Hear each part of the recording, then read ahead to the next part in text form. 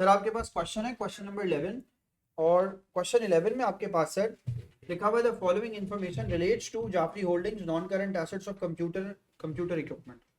Account के balances given है sir आपके पास। कंप्यूटर इक्विपमेंट का बैलेंस गिवन है सर आपके पास 1,20,000। कंप्यूटर इक्विपमेंट का प्रोविजन फॉर डेप्रिसिएशन गिवन है सर आपके पास 40,000।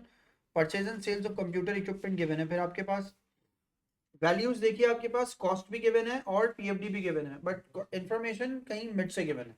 ठीक है, अब ईयरली मेथड हुआ तो आसानी हो जाएगी, मंथली मेथड हुआ तो हमें डीआरटी बनाना पड़ेगा। हमने ये सब चीजें सीख ली। ईयरली हुआ तो हम डायरेक्ट कर देंगे। क्वेश्चन में लिखा है March 1st 2005 computer equipment purchase on January 1st 2004 for 16,000 was sold on credit for कितने का बेचा है आपने? आपने बेचा 11,500 का। खरीदा कब था? खरीदा था आपने 31 मार्च 2005 को आपने परचेज किया था एक इक्विपमेंट। जनवरी 1st 2004 को बेचा है 31 मार्च 2005 को। जनवरी 1st को आपने, फिर बोल रहा हूं, जनवरी 1st को 2004 में खरीदा था, तो 1 साल हो गया, 4 वाला पूरा। 5 के मार्च के एंड में बेच दिया आपने। लिखा हुआ सर 1 जुलाई 2005 में आपने न्यू इक्विपमेंट बाय किया है purchase on credit at the cost of 10,000. The policy of Jaffrey Holdings is to charge depreciation at 25% per annum on cost using a straight line method. ये क्वेश्चन आपसे दोबारा से मैंने बोला हर क्लास के शुरू में पहले एक क्वेश्चन वो कराया जाए जो इजी हो, वैसे ही डिजाइन है। In the year the purchase, a full year's depreciation will be charged in the year of sale. Depreciation will be charged on proportion for the assets like being held in the proportion of the year, या in the proportion of the assets used. ये देखिए ये तो कुछ अलग ही सी policy given है। जिस साल डेप्रिसिएशन चार्ज करेंगे उस साल डेप्रिसिएशन कैसे चार्ज करेंगे? फुल। मगर जिस साल बेचेंगे उस साल कैसे चार्ज करेंगे? Month by month. अब दोनों के कॉम्बिनेशन में बताइए, किसी में मंथ आ गया ना, मंथ आ गया तो डीएआरटी है। फिर आप वो डायरेक्ट वायरेक्ट कुछ नहीं कर सकते। मेरी बात समझ में आई? अब डायरेक्ट का कोई कोई कोई तरीकाकार नहीं है। Full year depreciation will be charge in the year of purchase but monthly depreciation will be charge in the year of sale. तो आपने पूरा करना है। सुने अब मेरी बात। सर आपके पास कंप्यूटर इक्विपमेंट आएगा। सर सबसे पहले कंप्यूटर इक्विपमेंट पे आ जाइए। सर मैंने आके यहाँ पे मेंशन किया, सर यहाँ के लाइन ड्रॉ कीजिए। सर मेरे साथ साथ काम शुरू कीजिए। कंप्यूटर इक्विपमेंट पे बात करेंगे। सर मैंने यहाँ के लिखा सर कंप्यूटर इक्विपमेंट, मैंने यहाँ के इसके अंदर लाइन ड्रॉ की। 31 दिसंबर 2005 की ये बात कर रहा है। ऑनलाइन नहीं हो? ठीक है सर, यहाँ लिखा हुआ है सर आपके पास 31 दिसंबर 2005। यहाँ मैंने आके मेंशन किया 2005, यहाँ भी मेंशन किया मैंने सर आके 2005। यहाँ लिखा सर मैंने आके, ये आपके लिए ऑफिस इक्विपमेंट या कंप्यूटर इक्विपमेंट की कहानी है। मैंने ऑफिस इक्विपमेंट लिख दिया ऐसे ही यूजुअली, क्योंकि अब ऑफिस इक्विपमेंट ही होता है। आप कंप्यूटर इक्विपमेंट लिख लेना, ठीक है, एक ही बात है। कंप्यूटर इक्विपमेंट या ऑफिस इक्विपमेंट इसमें है। मैं आगे लिख देता हूँ सर कंप्यूटर, इसकी बात हो रही है। सर जवाब दीजिए, कॉस्ट का ओपनिंग क्या गिवन है? सर इसके अंदर कॉस्ट में ओपनिंग गिवन है आपके पास 1,20,000। तो सर कॉस्ट अकाउंट को तो किसी डेप्रिसिएशन की जरूरत ही नहीं होती। सर मैंने यहाँ लिखा है 1,20,000। 1,20,000 कब गिवन है सर मुझे? ये गिवन है जनवरी 1st को। ये इसका ब्रॉड डाउन है, मैंने यहाँ ब्रॉड डाउन लिख दिया। आसान क्वेश्चन है फातिमा ये।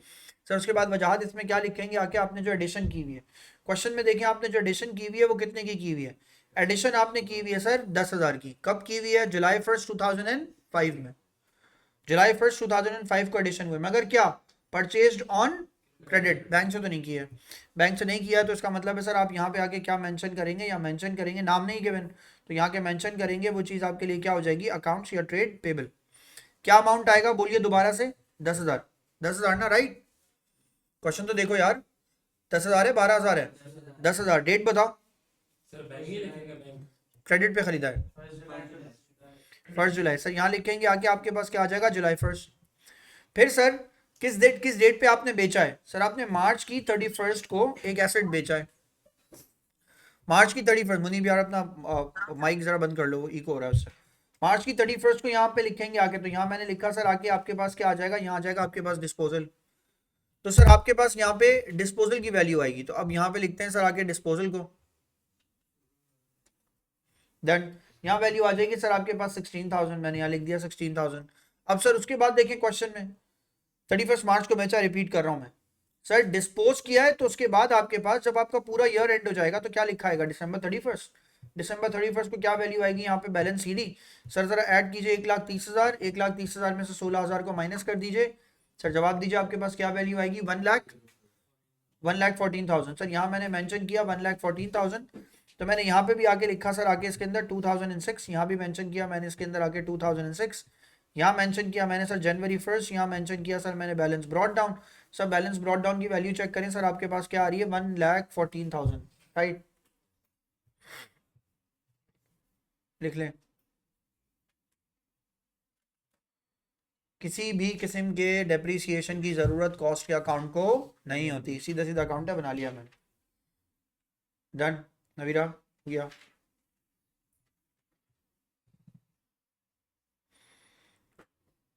उसके बाद सर नेक्स्ट पार्ट पे मैं सर यहाँ पे आके एक और हेडिंग डालूंगा सर, मुझे पीएफडी का अकाउंट बनाना है। मैंने यहाँ लिखा सर पीएफडी अकाउंट है।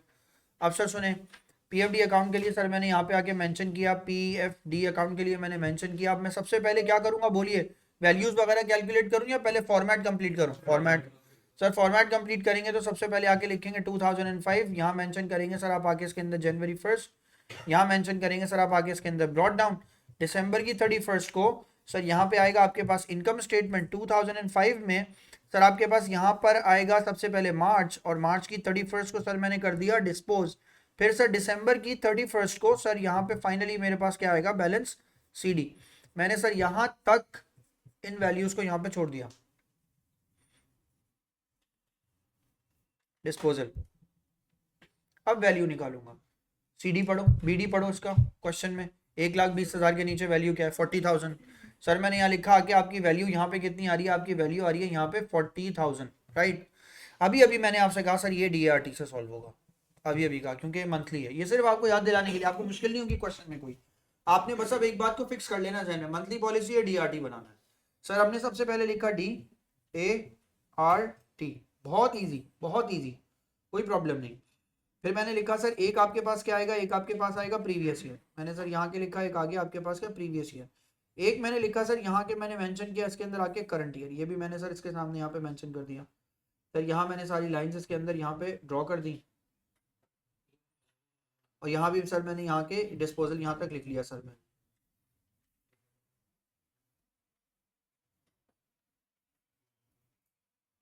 डन, शुरू करते हैं सर। जवाब दीजिए सर, जिस चीज को डिस्पोज किया उसकी कॉस्ट कितनी है? उसकी कॉस्ट है सर 10,000, है ना।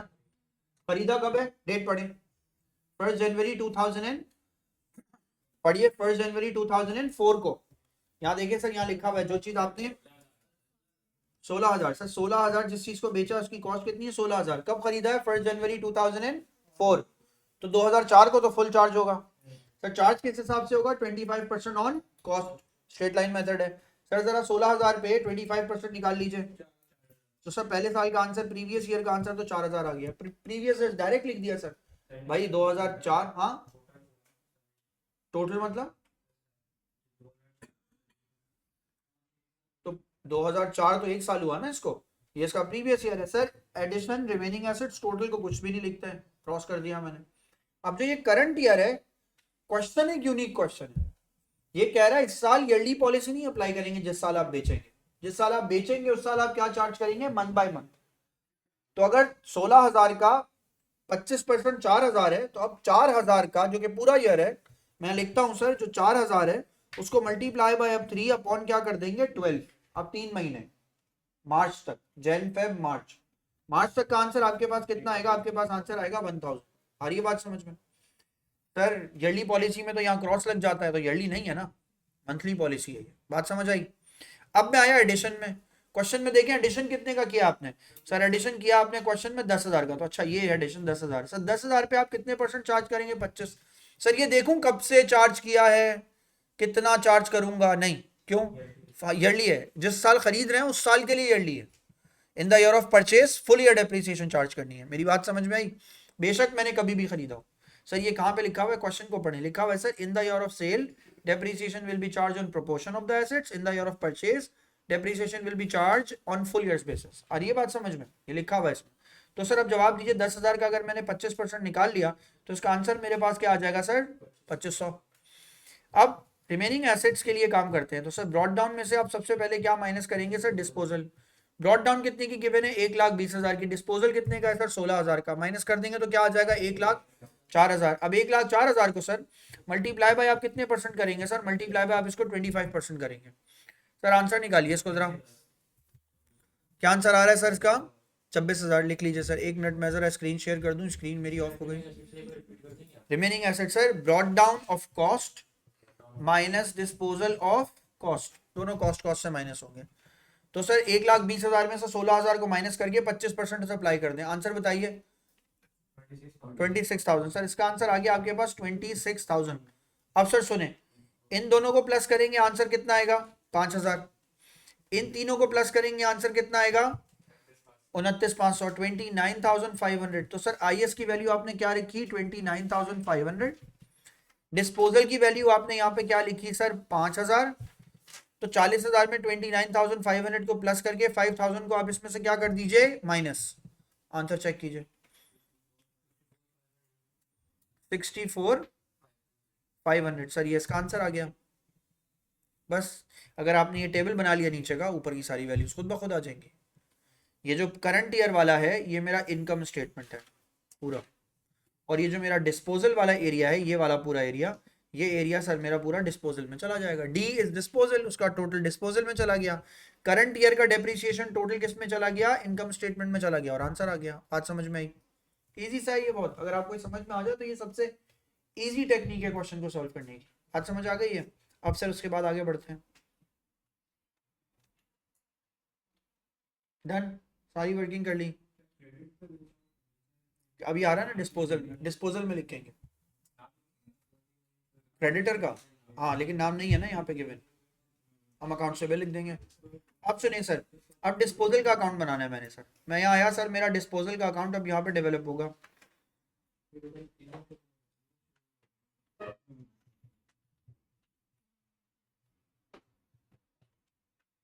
यहाँ मेंशन करेंगे सर डिस्पोजल अकाउंट। सर आपके पास सबसे पहले क्या आएगा? 2005। यहाँ भी मेंशन करेंगे क्या आएगा सर? 2005। 2005 में आपने कब डिस्पोज किया है सर? मार्च की 31st को। मार्च 31st को किस वैल्यू से आपने डिस्पोज किया है सर? बोलिए सर, मार्च 31st को आपने डिस्पोजल किस वैल्यू से किया है सर? 12,000 से सर। 12,000 की चीज की है। डिस्पोज कितनी वाली चीज की है? 16,000 सर। कॉस्ट लिखेंगे ना यहाँ पे सर, तो यहाँ क्या आएगा? यहाँ जैसे आएगा आपके पास कंप्यूटर इक्विपमेंट, ये आपने डिस्पोज कर दिया। सर जवाब दीजिए, उसका पीएफडी कितना आएगा? उसका पीएफडी आएगा सर कितना आपके पास? 5,000। 5,000 कब तक का? मार्च 31st तक का। 4,000 पिछले साल का, 1,000 इस साल का।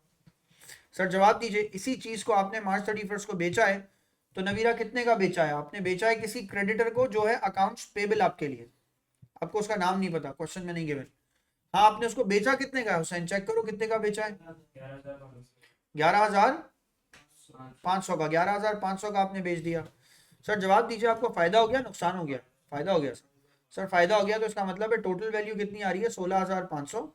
यहाँ भी वैल्यू आप क्या लिखेंगे सर? आप आगे इसके अंदर 16,500, उसमें से 16,000 को माइनस कर देंगे तो वैल्यू क्या बच जाएगी? 500। तो ये आपके लिए क्या बन जाएगा? Income statement. और यहाँ मैं लिखता क्या हूँ आपके लिए आगे इसमें? गेन।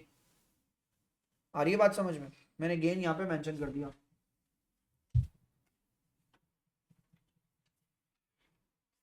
क्वेश्चन कह रहा है इनकम स्टेटमेंट का एक्सट्रैक्ट दो, ये काम की बात है इसमें, ये थोड़ी सी नई बात है। क्वेश्चन कह रहा है इनकम स्टेटमेंट का एक्सट्रैक्ट ड्रॉ कीजिए। सही निकाला है ना मैंने? 500 गेन, गलत तो नहीं निकाला? सही है ना? कैलकुलेट किया हुआ सर। लिखा हुआ इनकम स्टेटमेंट का एक छोटा सा एक्सट्रैक्ट बना दीजिए।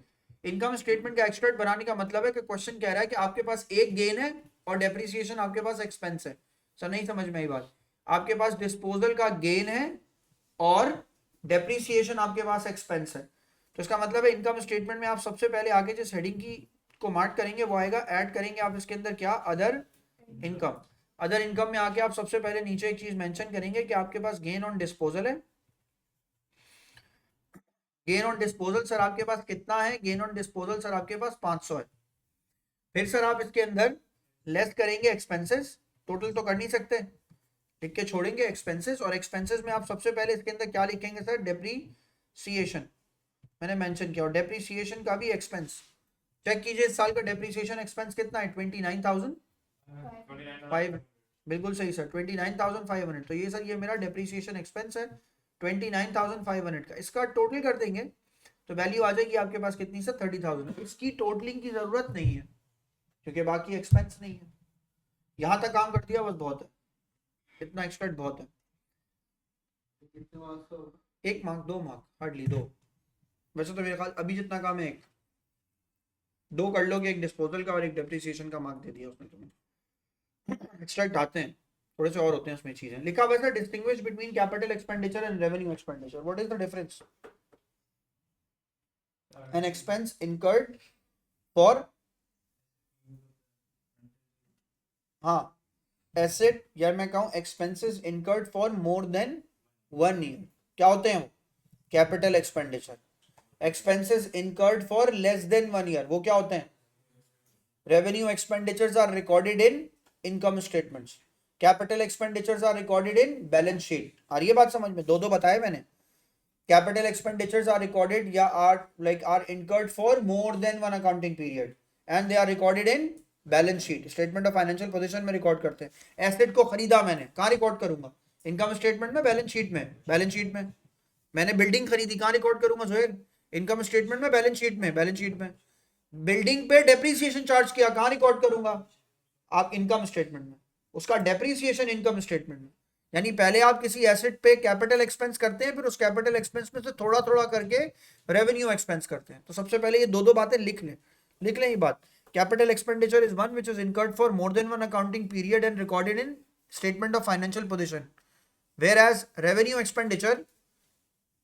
revenue expenditure is incurred for less than 1 accounting period and are recorded in income statement. खुद लिखें।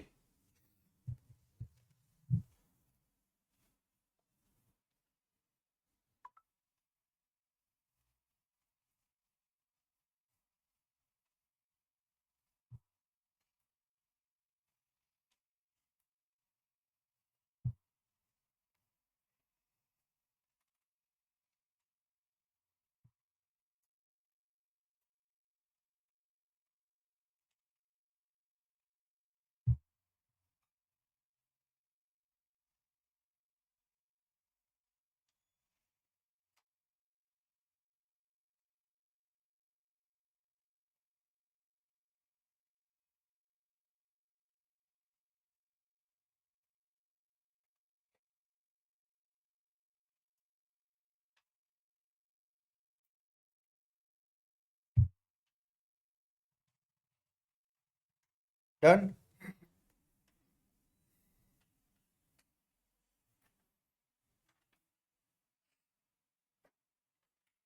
डन। काम की बात सुनिए, ये तो यार ये मैंने पहले भी करा चुका हूँ, बेसिक अकाउंटिंग वाले टॉपिक में ही कवर हो चुका है। ये है असल काम आपका। इस पे जरा ना थोड़ी सी डिबेट है। लेकिन सर लिखा, explain how the accounting concept of materiality assist in determining whether the expenditure is classified as capital expenditure और रेवेन्यू एक्सपेंडिचर। पहले तो मेरी एक बात का जवाब देखो, व्हाट इज मटीरियलिटी कॉन्सेप्ट? सबसे बेकार सी definition. if an asset is, something is like important for your business and it has a material impact on your decision making, आप उसे सेपरेटली डिस्क्लोज करते हैं। सर नहीं समझ में आई बात, फिर से सुनो। कोई ऐसी चीज जिसके होने से आपके बिजनेस पर, कोई ऐसी चीज जिसके होने से आपके बिजनेस पर कोई ऐसा इंपैक्ट पड़ता हो जिससे आपके बिजनेस के डिसीजन मेकिंग में चेंज आ जाए, उस एसेट को आप सेपरेटली डिस्क्लोज करते हैं। एग्जाम्पल दें सर। सर मैंने कहा ये फैन है, इस फैन की बात करें, मैं क्या पहला फैन खरीदूं तो लिखूं फैन 1 डेबिट या सिर्फ फैन डेबिट? Equipment debit. ये इक्विपमेंट है मेरे लिए, इसके होने या नहीं होने से ना बिजनेस की डिसीजन मेकिंग पे ना कोई ऐसा फर्क नहीं पड़ेगा। इसे सेपरेट डिस्क्लोज नहीं करना। एक इक्विपमेंट का अकाउंट बनाना, उसमें सारे एसेट को इंटर करते जाना। जैसे फर्स्ट करें, मैं आपसे एक एग्जांपल बोलूं, स्टेशनरी। सुना है स्टेशनरी? हम पेंसिल, शार्पनर, स्केल, इसको डेबिट नहीं करते, हम सिर्फ स्टेशनरी को डेबिट करते हैं। हम एक अकाउंट बना लेते हैं, उसमें सारी स्टेशनरी ऐड करते रहते हैं। अब उसमें कैलकुलेटर भी आ जाएगा, उसमें स्केल्स भी आ जाएंगे, पेपर भी आ जाएगा। हालांकि पेपर आजकल बहुत महंगा है, पाकिस्तान में तो बहुत ही महंगा है ना आजकल पेपर, बट स्टिल हम पेपर खरीदते हैं तो पेपर का रेम डेबिट नहीं करते, पेपर डेबिट नहीं करते, स्टेशनरी डेबिट करते हैं। हम करते हैं क्या है, हम एक जैसे एसेट्स को कंबाइन करते हैं और अगर उन सारे एसेट्स का बिजनेस की डिसीजन मेकिंग पे कोई फर्क नहीं पड़ता तो उनको एक साथ ही डिस्क्लोज कर देते हैं। और ये बात समझ में। और उनमें से कुछ ऐसे होते हैं जैसे स्टेशनरी, मैं एग्जाम्पल ही दे रहा हूँ। स्टेशनरी, स्टेशनरी हम हर साल खरीदते हैं। हम टीसीआर डिजिटल होने के बाद भी, इतना इलेक्ट्रॉनिक होने के बाद भी, अब शायद हार्डली कोई एक आधी बंदा होगा जो बोर्ड पे पढ़ा रहा होगा। हार्डली। आप पढ़ रहे होंगे, आप बताइए कोई आपको बोर्ड पे पढ़ा रहा है आजकल? सब प्रोजेक्टर पे पढ़ा रहे हैं। कोई क्लास आपकी बोर्ड पे होती है, व्हाइट बोर्ड पे मार्कर से? हार्डली होती होगी। समटाइम्स ना, इकोनॉमिक्स के सर भी लेंगे आगे समटाइम्स ना, उसमें वो भी ऐड कर लें सर। लेकिन मैं फिर बोलूँ आपको, तब भी ना हम साल खत्म होता है तो एक बार बोर्ड के मार्कर्स, उसकी इंक, सब कुछ खरीदते हैं पूरा, जैसे पहले खरीदते थे अभी भी। सर साल खत्म होता है ना, तो हम ये नहीं कभी अज्यूम कर रहे हैं कि वो एक साल से ज्यादा चलेगा। हम अज्यूम कर रहे हैं जो हमने बोर्ड मार्कर्स, इंक और ये स्टेशनरी इस साल के लिए बाय की है, वो इसी साल के अंदर अंदर क्या हो जाएगी, यूज हो जाएगी। यानी वो उसकी कॉस्ट हमारे लिए इतनी निगलेक्टेड है कि हम बोलते हैं यार स्टेशनरी हो ना हो, बिजनेस के ना डिसीजन मेकिंग पे ना कोई फर्क नहीं पड़ेगा। अब सर जवाब दीजिए, जिस चीज के होने या नहीं होने से बिजनेस की डिसीजन मेकिंग पे फर्क नहीं पड़ेगा, मैं उसे बैलेंस शीट में लेके जाऊं या उसी साल एक्सपेंस करके इनकम स्टेटमेंट से निकाल दूं? एक्सपेंस कर दूं यार, मेरी बात समझ में आई? अब आपको मेरी बात समझ आएगी। Explain how the accounting concept of materiality assists in determining whether the expenditure is classified as capital or revenue. If something is non-material, where you will record it? Income statement. If something is like immaterial, immaterial सही word नहीं है, non-material. तो sir non-material things को आप कहाँ record करते हैं ले जाके? Income statement. नॉन मटीरियल या जिसके ऊपर मटीरियलिटी कॉन्सेप्ट अप्लाई होता है और वो ये कहता है कोई भी ऐसी चीज जो बिजनेस डिसीजन मेकिंग पर इंपैक्ट नहीं डालेगी, उसको कहां रिकॉर्ड करूंगा? रेवेन्यू। और कोई चीज जो बिजनेस डिसीजन मेकिंग में इंपैक्ट डालेगी, उसको कहां रिकॉर्ड करूंगा? कैपिटल। आ रही है बात समझ में? यार एक बात बताओ, मैंने बिल्डिंग खरीदी, बिल्डिंग के होने या नहीं होने से बिजनेस पे फर्क पड़ेगा? हाँ, तो भाई कैपिटल करो उसको। गाड़ी के होने या नहीं होने से बिजनेस पे फर्क पड़ेगा? यस, मोटर व्हीकल करो उसको। सर ऑफिस इक्विपमेंट के होने या नहीं होने से बिजनेस पे फर्क पड़ेगा? यस, ऑफिस इक्विपमेंट करो उसको। स्टेशनरी के होने या नहीं होने से फर्क पड़ेगा? नहीं, उसको एक्सपेंस आउट कर दो। और ये बात समझ में, इफ समथिंग लाइक कोई चीज ऐसी हो जो बिजनेस के डिसीजन मेकिंग पे इंपैक्ट नहीं डालती हो, उसे रेवेन्यू एक्सपेंडिचर कर दो। क्या ये मटीरियलिटी कॉन्सेप्ट कह रहा है? यानी इसका मतलब है, इसकी लाइन लिखनी चाहिए सर हमें, लिखें sir, materiality concept states that, materiality concept states that if something does not impact business decision making, if something does not have an impact on business decision making, it should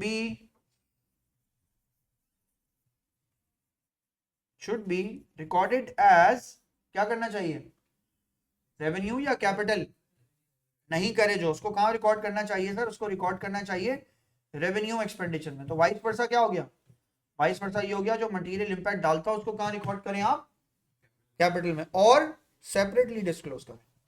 equipment को equipment लिखें, land को land लिखें। ऐसा नहीं है सिर्फ non current asset heading डाल के सब कुछ उसी में डाल दें, बल्कि फिक्सर्स को फिक्सर्स लिखें, इक्विपमेंट को इक्विपमेंट लिखें।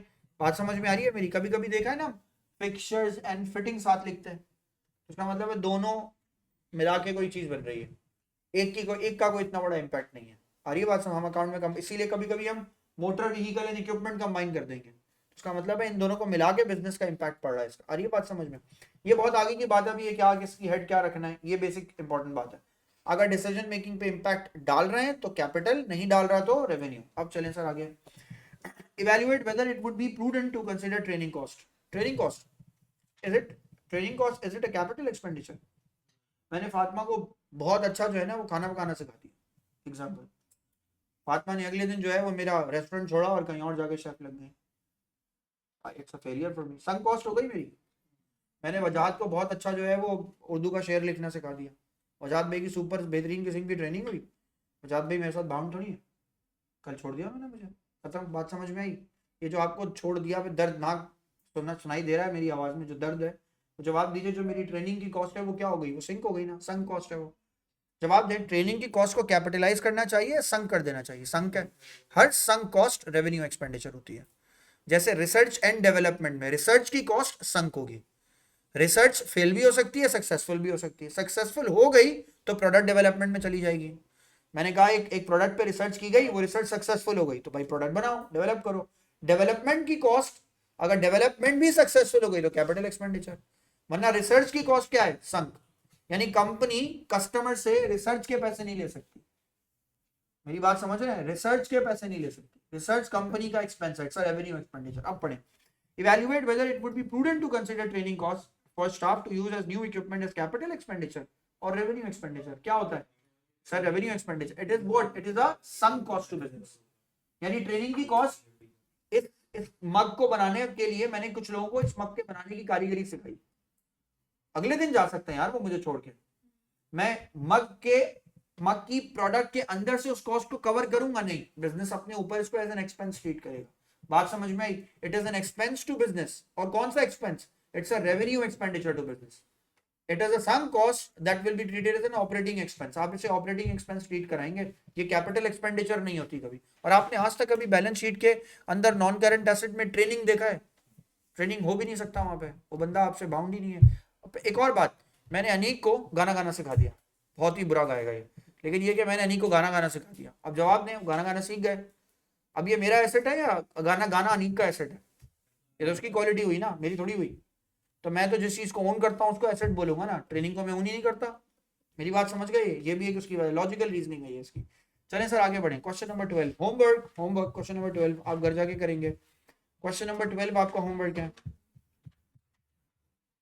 जरूर कीजिएगा। बहुत लंबा क्वेश्चन है और आपको बहुत तंग करने वाला है क्वेश्चन। क्वेश्चन नंबर 12 आपने जरूर करना है। क्वेश्चन नंबर 13 पे आ जाइए, मैं करा रहा हूँ आपको जरा क्विक। क्वेश्चन नंबर 13 पे आ जाइए।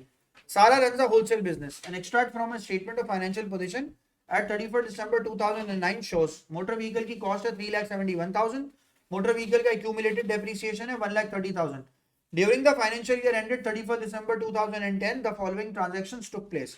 A motor vehicle purchased on January 1st 2006 for 9,200 was sold on 30th June 2010 for 500. दोबारा से बोल रहा हूँ मैं, मोटर व्हीकल की कॉस्ट कितनी है? 3,71,000। एक्यूमुलेटेड डेप्रिसिएशन कितनी है? 1,30,000। सर जवाब दीजिए, during the financial year ended 31 December 2010 following transactions took place. ये ट्रांजैक्शन नजर आई। एक मोटर व्हीकल है जो जनवरी 1 को आपने बाई किया 9,200 की, उसको आपने बेचा कितने का है? 500 का। कितने सालों बाद? पूरे 4 साल बाद या 4.5 साल बाद? 4.5 साल बाद। आई बात समझ में? उसके बाद लिखा है 4.5 ईयर्स कहते हैं ना हम इसको। सर आगे लिखा है sir a motor vehicle was purchase on 1 April for 15,000। इसी साल आपने अप्रैल में 15,000 की एक मशीन क्या की? एक मोटर व्हीकल बाय कर ली। तो एक बेची है और एक खरीदी है। सर लिखा है depreciation 20% per annum on cost with the rate being applied each part of the year, monthly policy, DART applied. No allowance for depreciation is to be made as a residual value for the residual value. All the motor vehicles held by the company at 31st December had been purchased within the previous 5 years. पिछले 5 सालों में खरीदी गई है। लिखा हुआ है sir आपके both additions and, हाँ बिल्कुल सही है सर। लिखा all the transactions are by check। चलें सर, अब तो ये आसान है ना क्वेश्चन, जल्दी जल्दी सॉल्व करें, आपकी क्लास ओवर हो जाएगी। सर यहाँ देखें, सबसे पहले यहाँ के लिखें सर मोटर व्हीकल, और दोबारा रिमाइंड करा रहा हूँ मंडे वेंसडे वाली क्लास मिस मत कीजिएगा, कॉस्टिंग की क्लास है आपसे, सही है जी, मंडे से स्टार्ट है। सर अब सबसे पहले आ जाए मोटर व्हीकल में। 31 दिसंबर 2010 की बात कर रहा है, मैंने यहाँ लिखा 2010, यहाँ भी मैंने लिखा 2010, और जो आपकी फ्राइडे और सैटरडे वाली क्लास है वो भी मैं ही पढ़ाऊंगा। तो ये फ्राइडे सैटरडे को आप उसामा भाई को मत समझिएगा, वो आएंगे। फ्राइडे सैटरडे मैं हूँ, आपका कोर्स कंटिन्यूड है। Financial accounting will be continued on Friday and Saturday and cost accounting will now be continued on Monday and Wednesday. Tuesday Thursday, जो बीच के ट्यूसडे थर्सडे उसमें उसामा भाई इन है, और उसामा भाई आपको पीछे का जितना भी कोर्स पढ़ा दिया गया हुआ है उसको रिवाइज करा रहे हैं आहिस्ता आहिस्ता, सही है। आपको वो बिल्कुल स्मूथ एक एक प्रोपोर्शन पे चलाएंगे। वो चीजें जो मैं नहीं करा सकता टाइम कांस्टेंट की वजह से, वो कराएंगे। वो आपको बच्चों वाली चीजें देगा, जैसे वो दे देगा एरर्स किसी दिन उठा के, और एरर्स पे आपने कोई बात करना शुरू करेगा, आपको रिकॉल हो जाएगी बात भाई, कम से कम आपको पता होगा कि एग्जाम में है, और वो रिसेंट से चलेगा सब पेपर्स में। अब चलें सर, यहाँ देखें सर, यहाँ लिखा हुआ है आपके पास जनवरी, मैंने यहाँ लिखा सर आगे जनवरी फर्स्ट को मैंने लिखा यहाँ के balance brought down. Sir balance brought down की वैल्यू बताएगा कोई मुझे? 3,71,000। सर जवाब दीजिए, जो चीज आपने खरीदी है इस साल उसकी डेट क्या है सर? आप बताएंगे अप्रैल 1। चेक करें, और अप्रैल 1 को आपने कितने की खरीदी है?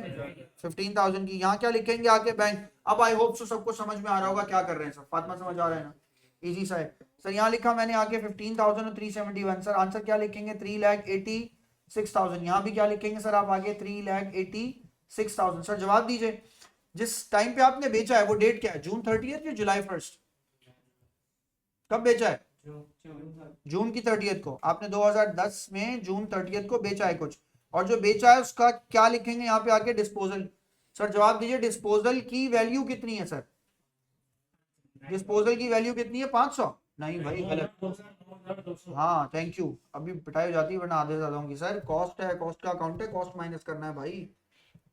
इस बात पे तो बेटा मैं जमीन पे आऊँ, जमीन पे गिर गया होता मैं, सॉरी गिर गया होता। इतनी देर से पढ़ा रहा हूँ, 13वें क्वेश्चन पे हो, पता नहीं 500 माइनस कर रहे थे सर। यहाँ लिखा मैंने आगे इसके अंदर से December 31st, यहाँ लिखा हुआ है सर आपके पास बैलेंस सीडी। एक फरिश्ता होगा क़यामत के दिन जिसका नाम होगा डेप्रिसिएशन। या तो वो आपको घसीटता हुआ जहन्नुम में फेंक देगा या आपको जन्नत में ले जाएगा। इसको ये समझ के पढ़ो, अगर डेप्रिसिएशन नहीं आई ना हमारे बच्चे को तो कुछ नहीं आया अकाउंटिंग में। बेटा प्रॉक्टर एंड गैम्बल में जॉब कर रहे होगे, अरबों खरबों रुपए का एसेट होगा, उल्टा सीधा डेप्रिसिएशन लगा दोगे, कंपनी अगले दिन बंद हो गई। पता भाई खिजर भाई वहां गए और उस अगले दिन कोका कोला यहाँ ले आए TCR को, अब एंड हो गया उनका। खिजर भाई सही से पढ़ना ही है, सही है? Okay thank you sir. चलें बैलेंस सीडी बताइए, बैलेंस सीडी क्या आ रहा है? 370 800 सर, 376 800 सर इसकी वैल्यू आ गई। सर इसका बैलेंस ब्रॉट डाउन भी लिख दें सर 2011, यहाँ लिखा मैंने सर आके January 1st, यहाँ लिखेंगे सर आके बैलेंस ब्रॉट डाउन, यहाँ लिखेंगे सर 376800 सर, वैल्यू लिख दीजिएगा सर, यहाँ पे ये वैल्यू आ गई। अच्छा अब आप देखिए जितना आप इसको सॉल्व कर रहे हैं ना उतना आपको आसानी लग रही है, मैं बता रहा हूँ आप फॉर्मेट में भी उतने अच्छे होते जा रहे हैं। सर PFD का अकाउंट बनाना है, अब हमें क्लास का सबसे जीनियस बच्चा बताएगा। अच्छा जल्दी से, पहला क्या करें सर? DRT बनाना है ना, लेकिन पहले क्या कंप्लीट करूं, DRT या फॉर्मेट? फॉर्मेट। सबसे पहले क्या लिखूं? 2010, यहाँ भी क्या लिखूंगा? 2010। अब सर सबसे पहले क्या लिखूंगा? बैलेंस ब्रॉट डाउन, फिर यहाँ क्या लिखूंगा सर? IS, यहाँ क्या लिखूंगा आपका? बोलो डिस्पोजल, और लास्ट सबसे लास्ट में क्या लिखूंगा? Balance CD। सर ऐसे ही लिखना है आपने, जल्दी जल्दी डेट डालनी है आपने, ईयर की क्या आएगी? January 1st, यहाँ की क्या डेट आएगी सर? December 31st, यहाँ क्या आएगा सर? डिस्पोज कब किया है? जून की 30th को, और सर लास्ट डेट आपके पास क्या आएगी सर? December की 31st। सर आपने इसका फॉर्मेट कंप्लीट कर देना, एग्जामिनर को आपसे फॉर्मेट चाहिए, सही, खत्म हो गई बात, मैंने भी जल्दी जल्दी लिख दिया। अब सर मुझे इसमें डेप्रिसिएशन चाहिए, सुने सर, यहाँ लिखूंगा D, यहाँ लिखूंगा A, यहाँ लिखूंगा R, यहाँ लिखूंगा T। समटाइम्स तो बच्चे इतने इसमें क्विक हो जाते हैं कि वो सर ऐसे ही सॉल्व कर लेते हैं, वो प्रीवियस ईयर करंट ईयर लिखते नहीं है, बस वर्किंग कर देते हैं। सर जवाब दें, इस साल को छोड़ के पिछले कितने साल हो गए मशीन को लिए हुए? 4 साल। डेप्रिसिएशन कितने परसेंट है? कितने परसेंट है? 20% पर एनम ऑन कॉस्ट। तो सर जो चीज आपने बेची है, नहीं पहले जो चीज बेची है पहले उसकी बात करो, कितनी वैल्यू है उसकी? जो चीज बेची है 9200, 9200 को मल्टीप्लाई करो 20% से, 1840, 1840 यहाँ लिखता हूं सर मैं, 1840 को मल्टीप्लाई बाई क्या करते हैं सर? 4, 4 साल हो गए, प्रीवियस ईयर आ गया, डन हो गया। अब सर क्वेश्चन देखें, अब लेकिन लास्ट वाला ईयर जो है, लास्ट वाला, उसमें फुल है या हाफ है? तो इसी को 1840 को मल्टीप्लाई बाई क्या कर दें आप? मल्टीप्लाई बाय 6/12, डिवाइडेड बाय 2 कर दें, आंसर निकालें 920। सर इसका आंसर आ गया 920। यहाँ कुछ भी नहीं, यहाँ भी कुछ नहीं, यहाँ भी कुछ नहीं, ये तो इजी है। सर एडिशन में क्या करूँ? एडिशन कुछ किया मैंने? यस सर, एडिशन मैंने किया 15,000 का। तो सर अगर मैंने यहाँ लिखा आगे 15,000, तो 15,000 में मैं कितने परसेंट चार्ज करूंगा? 20%। और सर जवाब दीजिए, 15,000 के 20% को मैं मंथ बाय मंथ पे लेके जाऊंगा, तो मैंने खरीदा कब है? सर मैंने अप्रैल में खरीदा, तो अप्रैल, मई, जून, जुलाई, अगस्त, सितंबर, अक्टूबर, नवंबर, दिसंबर, 9 month. Sir multiply by 9 divided by 12 कर दें, 2250। सही है सर, सर ये आंसर आ गया इसका। हाँ तो उसके बाद लेकिन इसको रमीशा मल्टीप्लाई बाय भी तो करना है ना, मल्टीप्लाई बाय लाइक मंथ्स। सही है रमीशा?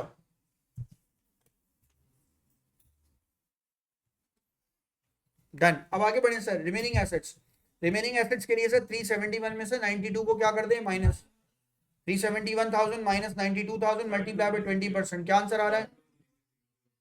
72360। सर इस पे हमने मंथ बाय मंथ क्यों नहीं अप्लाई किया? बेटा ये वो एसेट्स हैं जो साल के शुरू से साल के आखिर तक रहे, इन पे नहीं अप्लाई करते। आ रही है बात समझ में? सर इन तीनों वैल्यूज को प्लस कर लीजिए, करंट ईयर वाली को 75530, और इन दोनों वैल्यूज को प्लस कर लीजिए 8280। और अब देखें, मैं ये आंसर वेरीफाई भी कर सकता हूँ, कैलकुलेटर खोलें और मेरी तरफ से ये वैल्यू लिखें सर। देखें मंथ बाय मंथ को भी हम डायरेक्ट ला सकते हैं, ये मैं अब सिखा रहा हूँ 13 क्वेश्चन कराने के बाद, ताकि आपको इस DART की अहमियत का अंदाजा हो, वरना तो आप ये जुगाड़ी करते रहे और हमेशा आपका दिमाग इधर उधर भटकता रहे। 9200 मल्टीप्लाई बाय 20%, देखिए, और मल्टीप्लाई बाय 4.5, चेक करें, ये रहा आंसर। क्यों मेहनत करा रहे हैं सर आप? इसलिए आपको कि आपका कॉन्सेप्ट सही रहे। 8280 आंसर आ गया, मैंने 4.5 ईयर से डायरेक्ट मल्टीप्लाई कर दिया। बात समझ में आ गई सर? इसका आंसर मैंने यहाँ जाके लिखा सर 8280। फिर सर मैंने लिखा सर इनकम स्टेटमेंट की वैल्यू आएगी सर इसकी 75530। बैलेंस ब्रॉट डाउन कितना हुसैन? 1 लाख, वही तो है, 1,30,000, 1,30,000। सर इन दोनों वैल्यूज को आप आपस में क्या कर देंगे? प्लस, उसमें से आप 8280 को सर क्या कर देंगे? माइनस। तो फिर आपके पास सर इसका पीएफडी का आंसर आ जाएगा। आंसर निकाल लीजिए, 75530। सर ये इसका आंसर आ गया, सही हो गया सर। अब डिस्पोजल मांग रहा है, गलत है, 197250। सही है बॉस।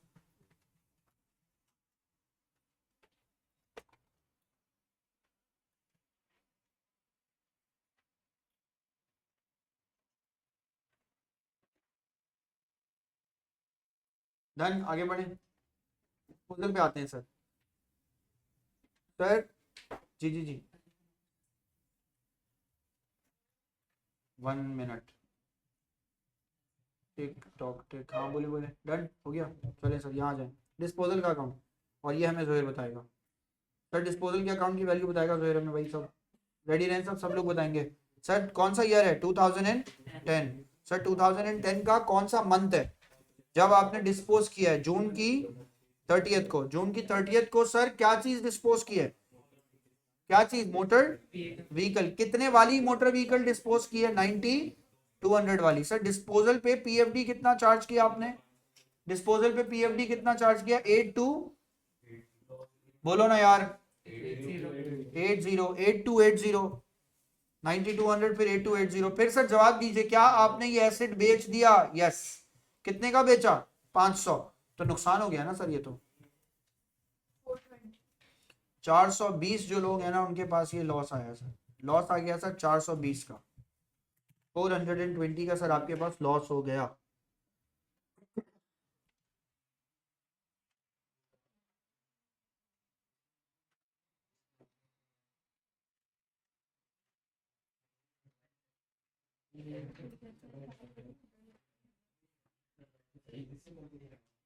Done done. बिला वजह एक बात बताऊं, बस फर्दर मैथ का स्टूडेंट इसलिए बता रहा, बिला वजह बता रहा। 500 की चीज बेची है, घर जाके सोचना इसके बारे में थोड़ी देर, घर जाके वाकई सोचना। 500 की चीज बेची है, जो चीज बेची है उसकी असल कॉस्ट कितनी है? 9,000 पे कितने परसेंट डेप्रिसिएशन है? आंसर निकाल के देखो, छोड़ो ना, आंसर तो निकालो, घर जाके सोचना। आंसर निकाल के देखो, फिर बात करना। नेगेटिव, आंसर देखो, पूरी कहानी करने के बाद 420 आया, लॉस है इसका 420, सामने आ गया। मैंने नेटबुक वैल्यू डायरेक्ट निकाल ली, उस नेटबुक वैल्यू को सेल प्रोसीड से कंपेयर कर दिया, बस डायरेक्ट आंसर निकाल लिया 420 में सीधा। मेरी नेटबुक वैल्यू है, मेरी रिमेनिंग नेटबुक वैल्यू है आफ्टर 4.5 ईयर्स। मैंने 0.5 किया तो डायरेक्ट नेटबुक वैल्यू आ गई, उसको मैंने उस 500 से कंपेयर कर लिया, मेरा आंसर आ गया। मैं डायरेक्ट भी निकाल रहा हूँ ये। अब ये पहले क्यों नहीं बता रहे आप? पहले बता दूंगा तो सारी जिंदगी शॉर्टकट सोचोगे। आपको नहीं सोचना शॉर्टकट, आपको डीआरटी पे काम करना है। आपको कुछ नहीं सोचना, मैं आपको कुछ होमवर्क दे रहा हूँ, सुनिए। अरे नहीं, होमवर्क नहीं दे सकता, बस वो ये क्वेश्चन होमवर्क है आपका। नहीं नहीं, इसका सवाल जवाब नहीं पूछना। हाँ ये मैं कराऊंगा आपको, ये मेरा क्वेश्चन है, फ्राइडे को मैं कराऊंगा। फ्राइडे को क्लास मिस नहीं करना। इतनी मेहनत कर ली आपने डेप्रिसिएशन में, अगर आप अब डेप्रिसिएशन मिस करेंगे आपका कसूर है। ये है असल क्वेश्चन। देखो हुसैन भी सवाल पूछ रहा है, ये क्या है भाई? हाँ ये क्या चीज है? ये आएगा फ्राइडे को, और ये बहुत अहम क्लास है आपकी फ्राइडे को। यहीं से स्टार्ट लूंगा मैं। अल्लाह हाफिज यार, मैं दोपहर में ना फ्राइडे के दिन होता हूँ एम्बिशंस में। मैं वापस आता हूँ यहाँ पे। मैं आप लोगों की वजह से ना, मैंने वो क्लास 3 से 6 करके 6 से 6:15 लगते हैं मुझे यहाँ आने में। मैं वो क्लास 7 to 8 ही ले सकता हूँ। मेरे पास अभी ये एक छोटा सा ना